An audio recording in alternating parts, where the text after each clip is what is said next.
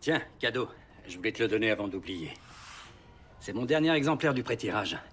Il affole déjà le baromètre des ventes Amazon. Même le prochain bouquin de Trump n'en fait pas autant. Je n'en reviens pas que ce con-là soit lancé dans la course à la présidence. Le pire, c'est que si je voulais, vu tout ce que j'ai sur lui, je pourrais faire partie de sa liste. La politique, c'est pour les pantins. Et puis, si tu allais frayer dans ce monde-là, tu ne serais plus le dernier des honnêtes hommes. Merci, Terry. Bien. Je voudrais que tu aies une petite entrevue avec notre ami Winston Campbell à propos de ce que tu sais. Ce soir. J'ai cru comprendre qu'il te devait encore quelques faveurs. Oui, plus d'une. Mais un vote à l'ONU autorisant la Chine à annexer le Congo... Tu n'es pas sans savoir que Winston a l'oreille du président. Bien sûr, oui. Mais je vais être honnête, Philippe. Je trouve que ça va trop loin. Je m'informe, je lis le Times. Je sais que la Chine a déjà un bon bout de sa bite dans le Congo.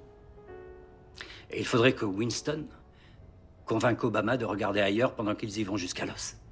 Je sais pas, leur offrir la souveraineté sur une autre nation, ça va quand même loin. Enfin, tu ne peux pas le nier. L'Afrique centrale est un désastre sans nom. Et avec le changement climatique, elle ne sera bientôt plus peuplée que de fantômes décharnés menant une guerre civile. Le bureau ovale n'aura qu'à prétendre que le but, au final, est humanitaire. Eh bien, sauf ton respect, c'est une belle connerie. S'il dit à l'ambassadeur de voter oui sur ce coup-là, Obama est sûr de rester dans l'histoire comme l'homme qui aura offert l'Afrique à la Chine. Non. Car toute la subtilité, c'est qu'Obama devra simplement dire à son ambassadeur de s'abstenir. Bon, et... naturellement, tu ne comptes pas me dire en quoi tout ça rejoint tes ambitions personnelles. Rends-moi ce service, Terry. Tu peux être certain que je saurai m'en souvenir.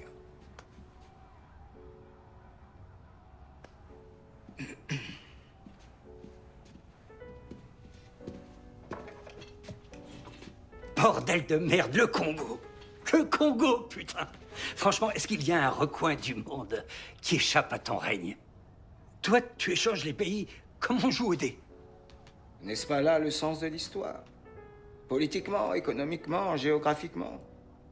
Tracer et retracer tout un tas de démarcations imaginaires, encore et encore.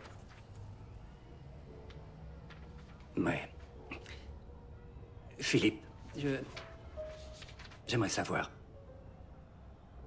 Pourquoi est-ce que tu fais tout ça? Je veux dire, toutes ces choses.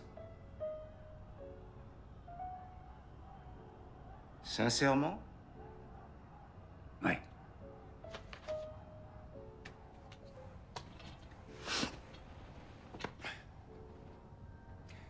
Toute ma vie, à chaque étape de mon parcours, je me suis posé cette question.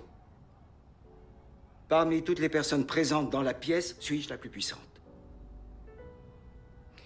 Il fallait que la réponse soit oui. Aujourd'hui encore, je me la pose à chaque fois. Et la réponse est toujours oui. Dans chaque pièce, où que j'aille dans le monde, la réponse est oui. À l'exception d'une seule. Allez, deux. Voilà, c'est cette idée qui me pousse. J'entends laisser un héritage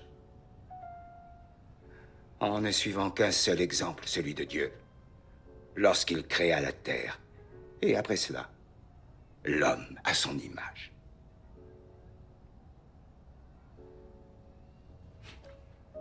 Les autres considérations n'ont aucun intérêt.